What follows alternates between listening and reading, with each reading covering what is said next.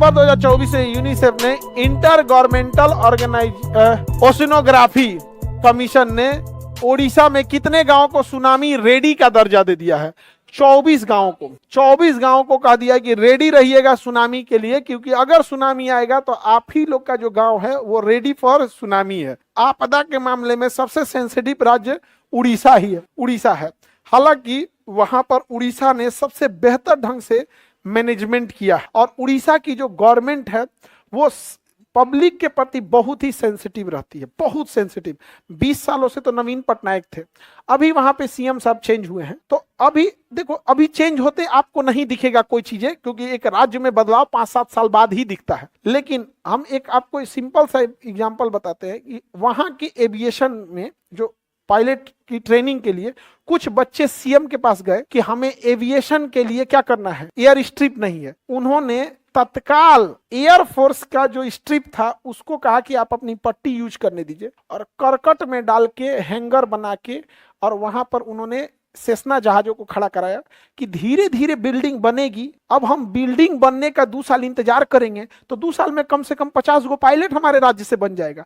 उस मुख्यमंत्री की सोच देखिए कि करकटे में पढ़ लेगा, लेकिन वो पायलट कहेगा ना कि कल को जाके कहेगा कि मेरे राज्य के पास जब बिल्डिंग नहीं था तो इंतजार नहीं कराया, कम सुविधा दिया, लेकिन पायलट बना दिया। और जानकर ताज्जुब होगा आपको कि बिहार का फ्लाइंग क्लब में 4-4 जहाज खड़ी है और वेल एस्टेब्लिश हैंगर है और पूरा एटीसी कंट्रोल है, लेकिन कोई जहाज नहीं उड़ाने दिया जाता है। बच्चों का भविष्य बर्बाद कर दिया गया। यहाँ पर सबसे घटिया फ्लाइंग इंस्टीट्यूट बिहार का है, सबसे पूरे इंडिया में। जबकि जहाज कितना है? 4। बताइए कहाँ जाएंगे? 4 जहाज है, 4 जहाज। जिसके फ्लाइंग क्लब में, जिसके फ्लाइंग इंस्टीट्यूट में 3 गो जहाज रहती है ना, तो ऐंठ के चलता है कि मेरे में कितनी जहाजें हैं? 3 जहाज उड़ा। अपने यहाँ कितना है? 4। अब फर्स्ट क्लास का रनवे है, कौन सा दिल्ली रनवे की तरह बिजी रहता है, लेकिन कोई पूछने वाला नहीं है। तो वहां उड़ीसा जो है ना, इस सब मामले में बहुत सेंसिटिव है यहाँ। और उसने देखिए आपदा को, आज अमेरिका से बच्चे पढ़ने आते हैं उड़ीसा में डिजास्टर मैनेजमेंट कि कैसे इन्होंने केस स्टडी अमेरिका में पढ़ाया जाता है कि उड़ीसा ने कैसे डिजास्टर को मैनेजमेंट किया।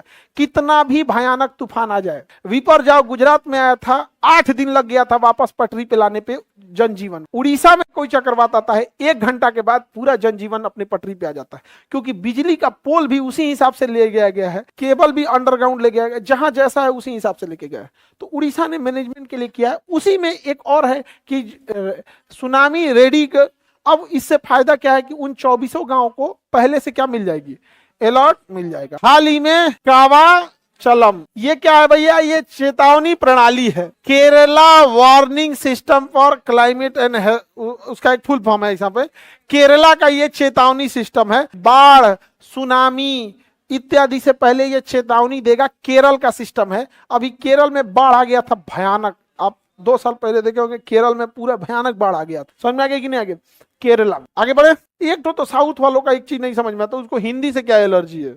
जहाँ हिंदी लिखा वहां पे करिखा पोत रहा है। तो हम कहते हैं कि तनी नोटवा पे ध्यान से देखना, तनी ध्यान से, ओकरों पे करिखा पोत दो। नहीं, नोट पे भी हिंदी में लिखा है, उस पे ही पोत के उसका कहीं ना पैसा नहीं। हम क्या बोलते हैं, सबसे दुनिया का सबसे सेकुलर चीज पैसा है। इसे हर राजनीति पार्टी वाला एक्सेप्ट कर लेता है, हर जाति वाला एक्सेप्ट कर लेता है, हर धर्म वाला, हर राज्य वाला, हर भाषा वाला, साधु से लेके गुंडा तक सब चीज ले सकता है।